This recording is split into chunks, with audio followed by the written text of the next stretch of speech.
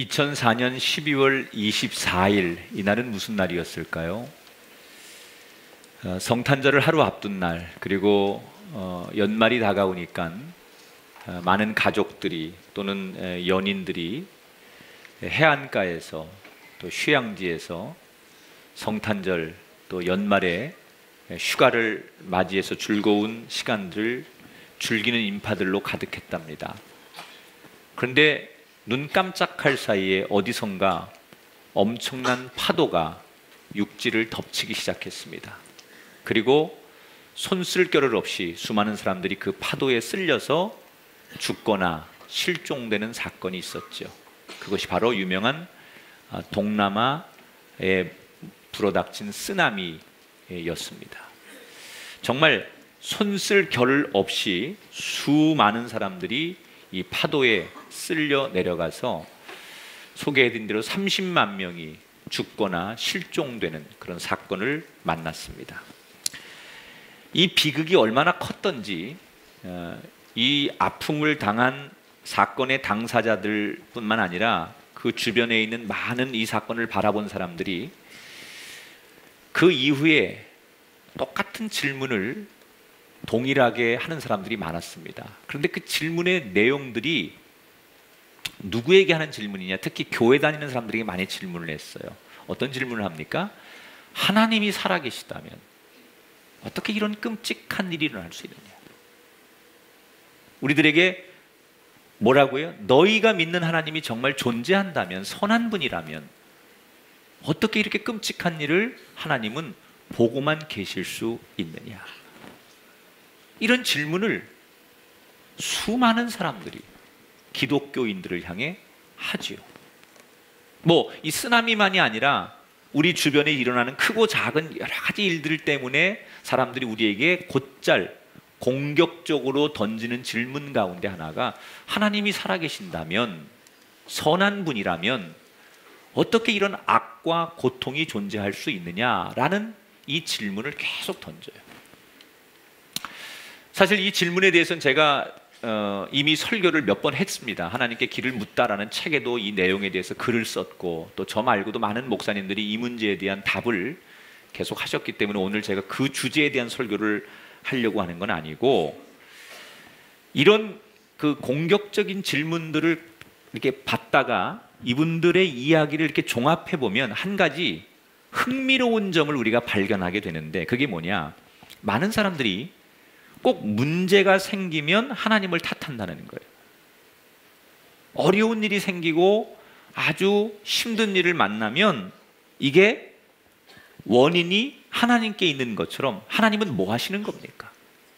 어떻게 하나님은 이런 일을 그렇게 방관하실 수 있습니까? 이렇게 원인을 하나님 앞에 돌리는 질문을 참 많이 해요. 자, 여러분 생각해 보세요. 이 질문은 대단히 모순이 있는 질문이고 편파적인 질문이에요. 왜? 사람이 좋은 일이 있을 때는 이게 하나님이 주시는 거라고 말하지 않아요, 일반인들이. 좋은 일이 있을 때는 하나님을 탓하지 않아요. 그냥 내가 잘해서 우리가 누리는 이 복은 당연한 거라고 생각해요. 유독 악이 존재하거나 고통이 존재할 때만 사람들은 왜 하나님은 침묵하시느냐? 왜 하나님은 이런 일을 그냥 묵묵히 지켜만 보시느냐? 좋은 일은 하나님 앞에 내놓지 않고 유독 나쁜 일만 하나님 탓으로 질문을 던진다는 거예요. 여러분, 이 질문 속에는 모순이 있는 거 아니에요? 편파적인 질문이 있죠.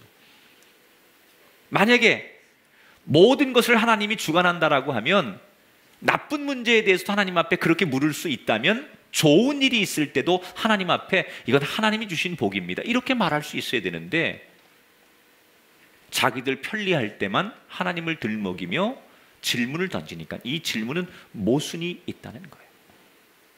또 왜 그럴까, 인간들은? 이게 예수 안 믿는 사람만이 아니라 예수 믿는 사람도 그래요. 왜 그렇지요? 우리 안에 죄라는 게 있는데 이 죄성의 본질이 그래요. 나쁜 것은 자꾸 들춰내려고 하면서 좋은 것은 감추려고 하는 게 죄성이에요. 사람이 축복을 받고 좋은 시절이 오면 하나님을 잊어버려요. 죄인은. 그런데 어려운 일이 생기면 또 하나님을 찾지요. 그러다가 다시 어려운 일이 해결되고 평안이 찾아오면 그만큼 하나님을 잊어버리는 죄성을 인간들이 가지고 있다는 거예요.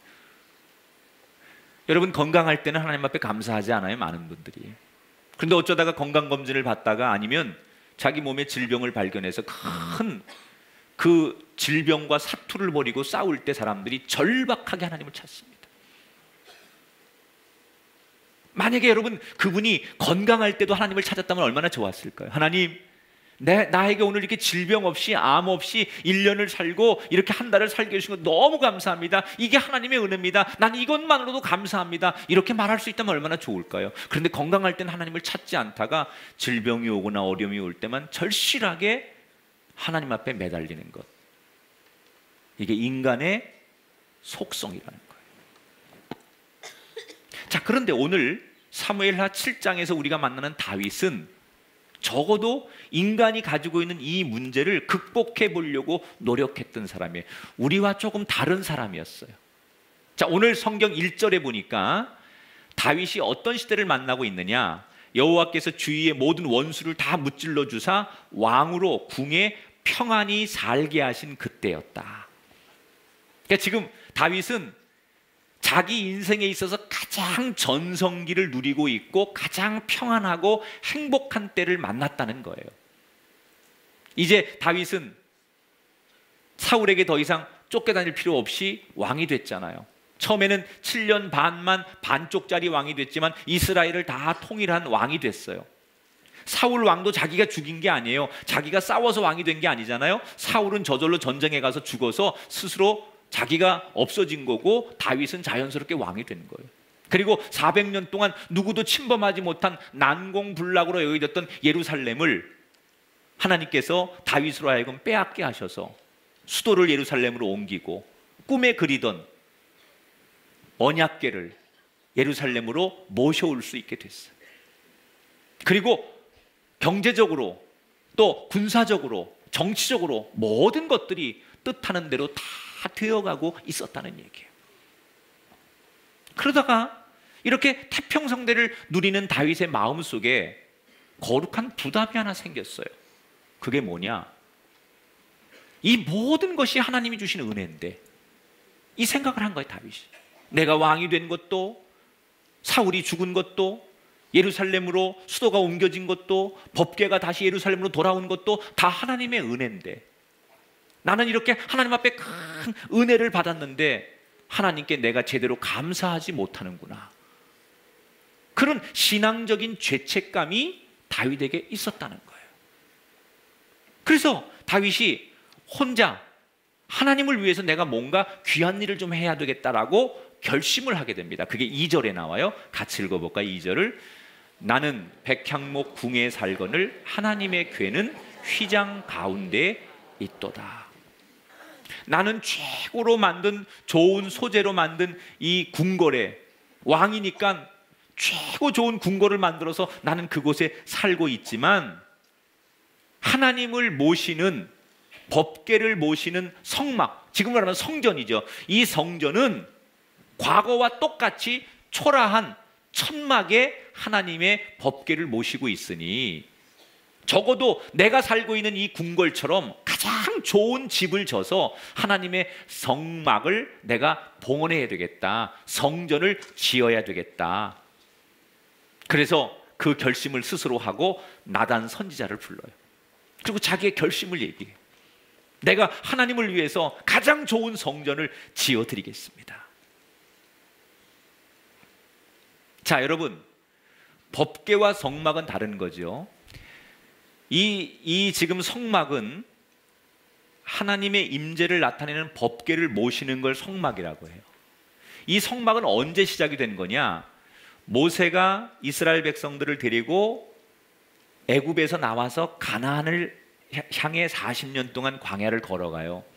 그때 이스라엘 백성들은 하나님이 우리를 인도해 주신 거는 믿지만 하나님이 조금만 안 보이면 불안한 거예요. 마치 어린아이가 엄마가 눈에서 사라지면 막 불안 증세를 느끼는 것처럼 이스라엘 백성들이 하나님이 혹시 어제는 어제까지는 우리를 도와주시고 함께 하셨지만 오늘도 함께 하실까? 지금도 함께 하실까? 늘 이렇게 하나님의 임재를 의심하고 불안해하고 두려워하는 거예요. 그래서 하나님께서 모세와 이스라엘 백성들에게 내가 너희를 떠나지 않는다는 것을, 너희들과 늘 함께 한다는 것을 보여주시기 위해서 법궤를 주신 거예요. 그런데 그 법궤라는 게 여러분 행진을 해야 되니까 막 하루 동안 걸어가서 이제 여기서 오늘 장막을 치고 잠을 자면 그 법궤를 모시는 성막, 성전이죠. 그 성전을 만들어야 되는데 건물로 지을 수가 없잖아요. 이동을 해야 되니까. 그러니까 천으로 된 성막을 만들어 가지고 이렇게 탁 여기다 펼쳐놓고 또 다음날 아침이면 접어가지고 또 하루를 이동하고, 그러니까 이동용 성막을 만들었던 거예요. 그때 만들었던 그 성막이 지금 계속 그런 천으로 만든 성막이 다윗의 시대까지 내려왔다는 거예요. 그러니까 비교해 보니까 자기는 너무 좋은 대리석으로 막 금으로 만든 이 궁궐에 사는데 하나님의 성전은 너무 초라하니까 내가 하나님의 성전 짓겠습니다라고 자기가 자원을 했다는 거예요. 그런데 하나님이 다윗이 이 성전 짓는다는 이것을 결국 허락하지 않아요. 이유는 그 마음은 너무 귀한데 다윗은 원치 않게 전쟁을 너무 많이 한 사람이에요. 그래서 사람들을 너무 많이 죽이느라고 그 손에 피를 많이 묻혔어요. 그러니까 하나님께서 성전을 짓는데 그런 손으로는 안 된다. 그러니 네가 하지 말고 네 다음 아들인 솔로몬 왕이 짓게 하마. 그래서 하나님이 결국 다윗 왕의 마음은 받으셨지만 성전 짓는 걸 허락치 않는 거예요. 자, 중요한 건 하나님이 그 마음을 받으셨다는 거예요. 여러분, 오늘도 여러분의 마음이 주님께 들려지게 되길 바랍니다. 여러분의 마음을 주님이 받으시는 예배가 되기를 축원합니다. 그 마음이 얼마나 귀한지 하나님께서 그래 내가 네 마음만은 받는다. 그러면서 마음을 받으신 하나님께서 두 가지를 축복하셨어요. 그 마음이 너무 귀하니까 하나님께서 그래 내가 네 마음을 받는 대신에 너를 두 가지 축복하마. 자, 한번 따라 합시다. 성전에 하나님이 계신 것이 아니라 하나님이 계신 곳이 성전입니다.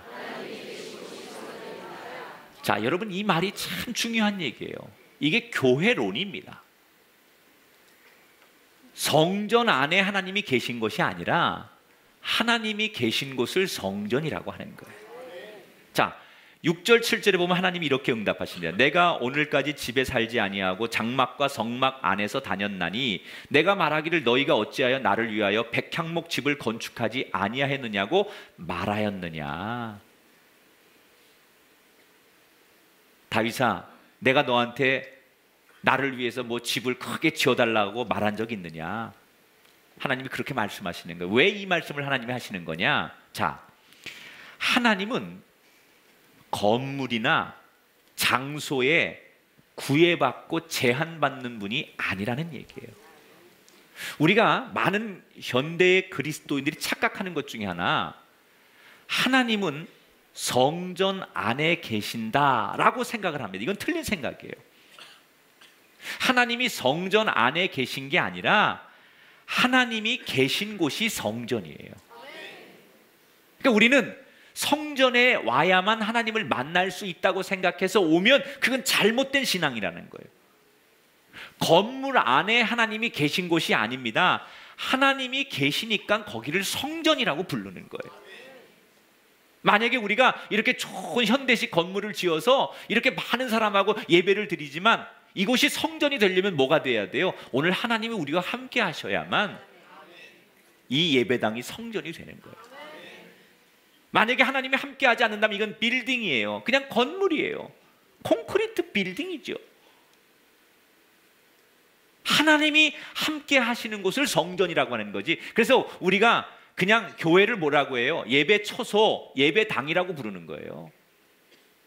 이건 예배당이에요.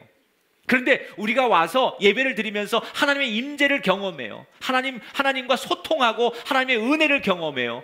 하나님이 여기 계시구나, 나를 만나주시는구나, 말씀을 통하여, 기도를 통하여, 찬양을 통하여, 오늘 이 예배를 통하여 나를 만나주시는 것을 경험했다면 우리는 성전에서 예배를 드리는 거예요. 여러분이 앉아있는 자리가 성전이 되기를 주의 이름으로 축원합니다. 그래서 교회의 본질은 건물에 있는 게 아니라 성도에게 있다는 거예요. 마태복음 18장 20절에 보면 두세 사람이 내 이름으로 모인 곳에는 나도 그들 중에 있느니라 그랬어요. 그러니까 하나님이 내가 건물 속에 있겠다, 예배 처소에 있겠다 이렇게 말씀하지 않고요, 하나님의 이름으로 모인 곳에는 내가 함께 하겠다. 그러니까 여러분이 성전이에요. 여러분이 하나님의 이름으로 모이면 그곳에는 하나님이 함께 하신다는 거예요. 날마다 여러분이 가는 곳에 성전의 역사가 일어나게 되기를 주의 이름으로 축원합니다. 우리 교회가 하나님이 거하시는 성전이 될 수 있도록 우리가 마음과 뜻을 다하여 하나님을 만나기를 주의 이름으로 축원합니다.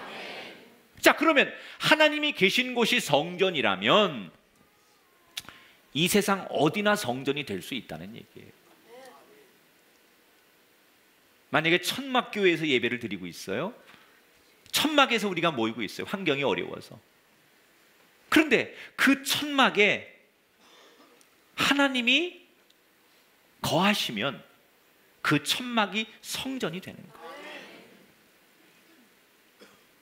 여러분의 그 작은 집, 월세방, 지하방, 아니 옥탑방, 몇 평 안 되는 작은 집, 그래서 식구들이 막 얼기설기 불편하게 사는 그 작은 집도 하나님이 거하시면 여러분의 그 작은 집도 성전이 될 수 있다는 거예요. 여러분 그렇게 가기 싫어하는 여러분의 일터와 그 직장과 여러분의 비즈니스 현장도 여러분 하나님이 거하시면 그 일터가, 그 직장이 성전이 될 수 있고, 우리 자녀들이 공부하러 가는 학교에 하나님이 거하시면, 하나님이 함께 하시면 그 학교도 성전이 될 수 있다는 얘기예요. 그래서 우리는 이렇게 기도해야 돼요. 하나님, 내가 거하는 내 집이 성전이 되게 하시고, 내가 일하는 곳이 성전이 되게 하시고, 내가 공부하는 그 자리가 성전이 되기를 원합니다. 하나님이 이 예배당 안에만 존재하는, 예배당 밖에는 없는 하나님이 아니라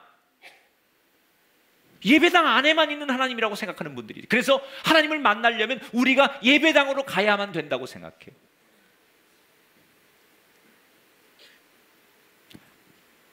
여러분이 하나님으로 있는 그곳이 다 성전이 될 수 있기를 축복합니다. 자, 하나님이 그 마음을 받으시고 성전에 대한 개념을 다윗에게 주시면서 축복하시는 거예요. 뭘 축복하시느냐? 따라합시다. 임마누엘의 축복. 내가 너와 함께 하겠다는 거예요. 여러분, 최고의 축복이 뭘까요? 가장 강한 분이 나와 함께 하는 거예요. 여러분, 그 복만큼 위대한 복은 없어요. 여러분이 물질의 복을 받고 건강의 복을 받고 자녀의 번영의 복을 받는 거, 그거 이전에 가장 큰 복이 뭐냐? 하나님이 나와 함께하는 복. 우리가 지금 이 다루고 있는 사무엘하 7장은요, 이스라엘 역사에, 인류 역사에 굉장히 중요한 의미를 담고 있는 문서예요. 여러분, 세계 역사에 아주 똑같은 종이 한 장의 문서지만 다른 문서와 다르게, 이 문서는 똑같은 종이 한 장이지만 무게감이 다른 문서가 있어요. 예를 들자면 영국의 마그나 카르타라고 하는 대헌정의 문서가 있어요. 이 마그나 카르타는 영국이 민주주의를 만드는 기초가 되는 문서예요. 이전까지는, 이 문서가 나오기 전까지는 영국에서 왕이 법이에요. 왕이 말하면 그게 법이고, 왕이 생각하면 그게 법이에요. 그래서 왕이 마음대로 말하고 마음대로 행동하면 그게 다 법인 거예요. 근데 이 마그나 카르타라고 하는 이 대헌정을 만들면서 뭘 약속하느냐? 아무리 왕일지라도 마음대로 하면 안 된다. 법에 의해서 왕도 그 법에 의해서 행동하고 생각하고 법을 따라야 된다. 왕의 권리를 제한하는 문서가 이 마그나 카르타라는 대헌장이었어요. 그래서 영국이 민주주의가 시작되는 거예요. 이 문서 하나 때문에. 여러분, 이웃나라 프랑스는 민주주의를 위해서 이런 문서가 없었기 때문에 뭘 해요? 프랑스 대혁명이 일어나잖아요. 그래서 수많은 사람이 피를 흘리고 죽어요. 똑같은 민주주의지만 프랑스는 대혁명을 통해서 민주주의를 얻었는데 영국은 이 대헌정이라는 문서 하나 때문에 민주주의를 가져왔다는 거예요. 또 미국의 독립선언서도 비슷해요. 미국은 영국의 식민지였어요. 그런데 어느 날 독립선언서 한 장을 발표했어요. 우리 영국의 압제와 지배로부터 독립하겠다라고 선언을 한 거예요. 그리고 지금 이 문서는 미국의 국회의사당에 전시되어 있고 이 문서에서부터 미국의 정치 역사가 시작된 거라고 보면 돼요. 그러니까 미국의 모든 복잡한 정치가 이 독립선언서 하나에 의해서 만들어지는 거예요. 사무엘 하의 이 7장의 말씀은요, 여러분 그런 의미하고 똑같은 거예요. 영국의 대헌정과 미국의 독립선언서와 같은 무게를 가지고 있는 게 바로 이 말씀이다. 왜? 오늘 이 말씀 속에 하나님이 다윗에게 그 귀한 마음을 받으시고 다윗에게 하나님께서 약속을 하세요. 이걸 우리가 뭐라고 하냐, 따라합시다. 다윗의 언약. 유명한 얘기죠, 여러분. 맨날 여러분 무슨 성경에 또 어디 문구에 책에 보면 목사님들이 다윗의 언약, 다윗의 언약 이런 얘기 많이 들으셨죠? 그렇다고 고개를 좀 끄덕거려 주세요. 이 놀라운 얘기가 여기서 나온 거예요. 다윗의 언약. 하나님께서 다윗에게 약속을 하셨다는 거예요. 무슨 약속을 합니까? 이제 이스라엘의 중심은 너의 집을 통하여 이 모든 이스라엘 역사의 중심이 네가 되는 것이다. 그리고 네가 중심이기 때문에 내가 보낼 이 땅의 구원자 메시아가 너의 다윗의 가문을 통해서 이 땅에 태어나게 될 것이다 라는 놀라운 약속을 하나님께서 이때 다윗에게 하시는 거예요. 그래서 여러분 결국 신약 성경에 예수님께서 이 다윗의 가문을 통해서 오심으로 예수님의 약속이 성취되는 거예요. 사랑하는 여러분, 다윗은 엄청난 복을 받는 첫사람이 된 거예요. 여러분 세상에 많은 왕조가 있었고 많은 왕이 있었지만 하나님이 약속한 첫 번째 왕, 하나님이 사용하는 첫 번째 왕이 된 거예요. 인류 역사의 구원을 이루는데 다윗이라는 이 사람의 이름을 통하여 하나님이 인류를 구원하는 첫 번째 왕이 된 거예요. 사람이요, 뭐든지 첫 번째는 다 기억을 하는데 두 번째는 잘 기억 못합니다. 예를 들어서 비행기를 누가 최초로 만들었죠? 그 사람이라고 그러지 말아요. 비행기를 누가 최초로 만들었어요? 라이트 형제가 최초로 만들었어요. 자, 그런데 여러분 첫 번째 만든 라이트 형제 말고 두 번째로 만든 사람이 있습니다. 누구예요? 이거 알아맞히시면 여러분 장학 퀴즈 나가셔도 돼요. 인류 최초로 두 번째로 만든 사람이 있어요. 누군지 모르시죠? 저도 몰라요. 내가 어느 책에서 보니까 브라질 사람인데 프랑스계의 브라질 사람인데 이름은 제가 못 외워요. 자, 미국의 초대 대통령이 누구예요? 조지 워싱턴이에요. 그러면 두 번째 대통령은 누구예요? 이게 다 배운 건데 배워도 잘 기억이 안 나죠. 왜? 알 필요 없죠. 첫 번째는 기억해도 두 번째 잘 기억 안 해요. 존 애담스라고 하는 대통령이에요. 여러분 사람이 제일 먼저 첫 번째 건 다 기억하지만 두 번째는 잘 기억하지 않아요.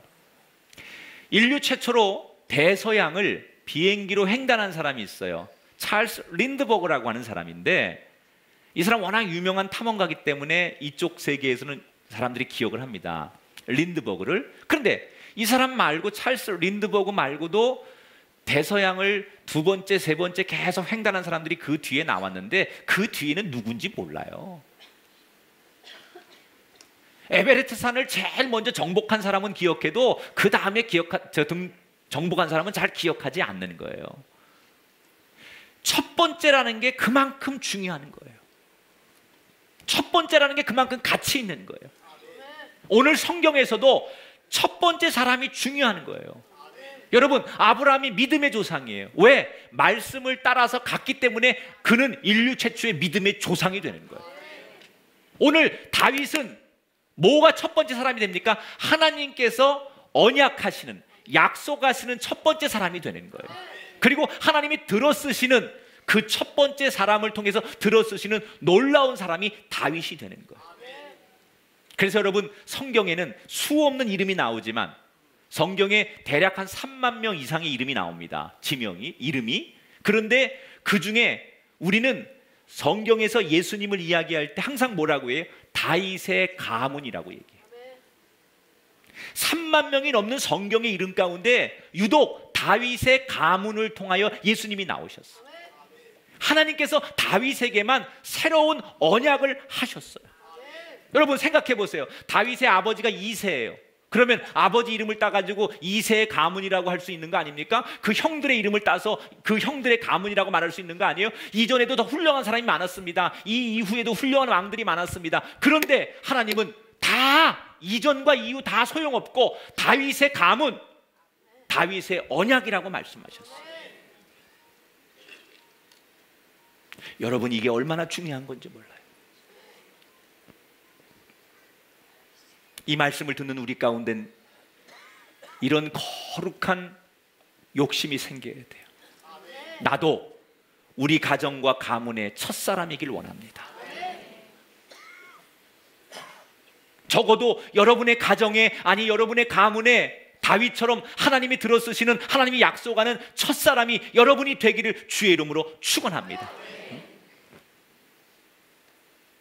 이건 굉장히 의미 있는 거예요. 우리 교회 나오시는 우리 아버지 어머니들이 그냥 어디 가서 종교가 뭡니까? 이렇게 물었을 때 그 란에다가 기독교라고 쓰는 정도로 내가 예수 믿는 걸로 만족하시면 안 되는 이유가 이거예요. 여러분이 첫사람이 되셔야 여러분이 여러분 가정의 믿음의 아버지로 첫사람이 되고, 그래서 하나님이 그래 내가 내 믿음을 이제 인정할 수 있단다. 우리 어머니들의 기도, 눈물의 기도, 그 헌신을 하나님께서 보시고 그래 내가 네 기도를, 네 헌신을 안단다. 그래서 하나님께서 여러분을 1세대로 인정하시고 새 언약을 주셔야만 여러분을 통해서 여러분의 자식이 복을 받고 그 자손들이 복을 받고 그 가문이 복을 받는다는 얘기예요.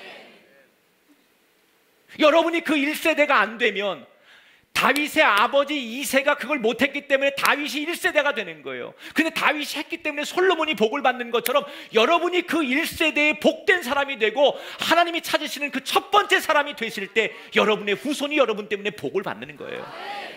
여러분 위에도 조상들이 많이 있었을 거예요. 여러분 밑에도 후손들이 많이 생길 거예요. 그러나 언젠가 여러분 가문을 평가할 때 우리 집의 축복은 그때 그 장로님이셨던 할아버지, 그 아버지 때로부터 우리 가정의 축복이 시작됐노라고 여러분이 그 믿음의 1세대가 되시기를 축원합니다. 그래서 믿음 생활 잘 하셔야 돼요. 그냥 교회 나오는 걸로 만족하지 말고요. 여러분을 위해서도 믿음 생활 잘해야 되지만 여러분의 자식들과 후손들을 위해서라도 그래 내가 어떻게든지 첫사람이 되어버리라.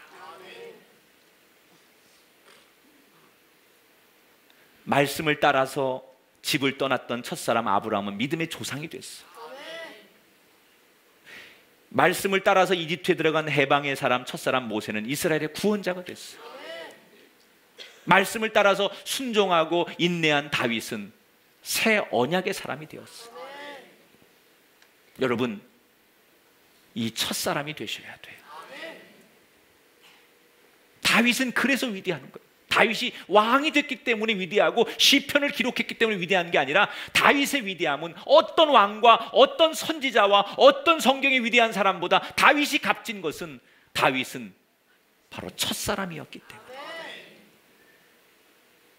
여러분 가정에 혹시 이미 누군가 예수를 다 믿고 그 신앙을 물려받았을지라도 여러분이 첫사람 되기를 사모하시기를 바랍니다. 저는 이 말씀이 우리 그리스도인들에게, 교회 다니는 분들에게 좋은 지침이 될 거라고 생각해요. 신앙생활은 하나님을 찾을 때는 어려울 때만 찾는 게 아니에요. 오히려 평안할 때, 내가 감사할 때 더더욱 하나님을 찾는 게 진짜 신앙이라는 거예요. 이 다윗은 평안할 때 내가 하나님 앞에 더 감사해야지, 하나님을 위해 뭘 할까, 이렇게 생각하면서 성전 짓기를 자기가 자청했다는 거예요. 나단 선지자가 시킨 것도 아니에요. 충고한 것도 아니에요. 자기가 자원하여 성전 짓기를 원했어요. 하나님이 그 자원하는 마음을 받아주신 거예요. 억지로 누가 시켜서 하는 그런 헌신이 아니라 자기가 자발적인 헌신을 하나님 앞에 하고 싶었기 때문에 하나님께서 그 마음을 너무 귀하게 받으시고 두 가지 축복을 하신 거예요.